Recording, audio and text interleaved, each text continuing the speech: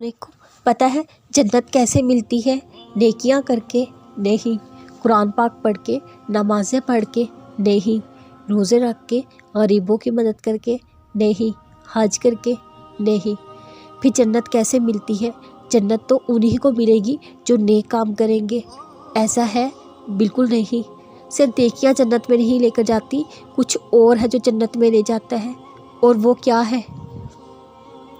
وہ اجر ہے، نیکیوں کے بدلے میں ملنے والا اجر۔ اب تم یہ سوچ رہے ہو نیکیاں کرو گے تو ظاہر ہے اجر بھی تب بھی ملے گا، تب بھی تم جنت میں جا سکتے ہو، تو نیکیاں کر کے ہی تم صرف جنت میں جا سکتے ہو، ایسا نہیں ہے۔ نیکی کر کے گناہ بھی کرتے رہنا اور یہ سوچنا یہ نیکی گناہ کو ختم کر کے حساب برابر کر دے گی، تو ایسا بالکل نہیں ہوگا۔ جس طرح اعمال کا دار و مدار نیتوں پر ہے، اسی طرح ان کا اجر بھی تمہاری نیت پر منحصر ہے۔ اصل کامیابی تمہارا نیکیاں کرنا نہیں، اصل کامیابی تو اجر جمع کرنا ہے۔ اجر تو اسی نیکی کا ملے گا جس پر تمہاری نیت صاف ہوگی۔ اگر تم نے یہ سوچ رکھا ہے کہ کوئی نیکی تمہارے دوسرے گناہ کو معاف کرا لے گی، تم اس گناہ کو نہیں چھوڑے، تم بڑے خسارے میں ہو۔ پھر وہ نیکی تو نہیں رہے گی۔ اکثر ہم جانتے ہوئے بھی اس طرح اپنی نیکیاں ضائع کروا لیتے ہیں۔ نیکیوں اور گناہوں میں سے توبہ میں پلاننگ نہیں کی جاتی۔ آگے یہ گناہ کر لوں، اس کے بعد یہ نیکی کر کے اس کو نان ملائی کر دوں۔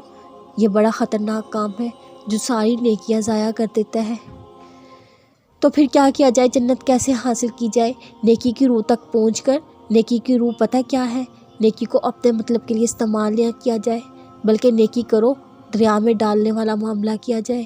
نیکی کر لی، اس پر اکڑا نہ جائے، اس کو گناہ کی نظر نہ کر دیا جائے، بلکہ اسے اللہ کے حوالے کر دیا جائے۔ نیکی تو دراصل گناہوں سے دوری ہے، گناہ کرنے کا ذریعہ۔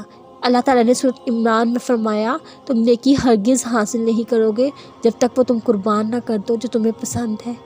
کیوں کہا ہے؟ کیونکہ اکثر جو چیزیں ہمیں پسند ہوتی ہیں وہی ہماری آزمائش بن کے گناہوں کی طرف لے کر جا رہی ہوتی ہیں، تب ہمیں انہیں قربان کرنا ہوتا ہے، نیکی کو ان پر قربان نہیں کر دینا ہوتا۔ اس دنیا میں ایک جنت ہے، جو اس میں داخل نہیں ہوگا وہ بعد کی جنت میں داخل نہیں ہو سکے گا۔ پتہ ہے وہ کون سی جنت ہے؟ سکون والی جنت۔ دنیا میں بھی اسی کو سکون ماننا، جنت میں جا کے ملے گا۔ پتہ ہے وہ سکون کیسے ملے گا؟ جنت میں سب سے بڑا سکون، خوشی کا لمحہ پتہ ہے کون سا ہوگا؟ اللہ کے دیدار کا لمحہ۔